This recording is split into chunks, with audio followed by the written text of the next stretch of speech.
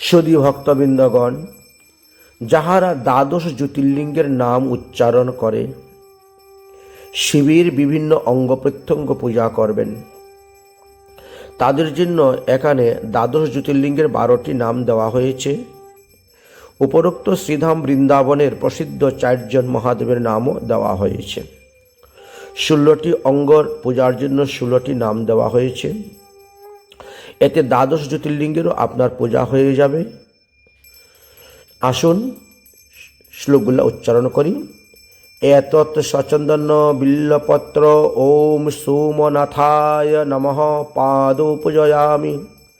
এতৎ সচন্দন বিল্লপত্র ওম মল্লিকা অর্জুনায় নমঃ জাঙ্ঘে পূজয়ামি।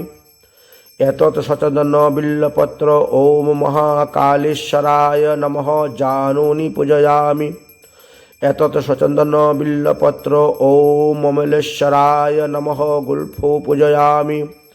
এতৎ সচন্দন বিল্লপত্র ওম বিশ্বেশ্বরায় নমঃ কঠিদেশ পূজয়ামি। এতৎ সচন্দন বিল্লপত্র ওম ত্রম্বকেশ্বরায় নমঃ গুজ্জ পূজয়ামি। এতৎ সচন্দন বিল্লপত্র ওম রামেশ্বরায় নমঃ নাভিম পূজয়ামি। এতৎ সচন্দন বিল্লপত্র ওম ঘুষ্মেশ্বরায় নমঃ হৃদয়ং পূজয়ামি।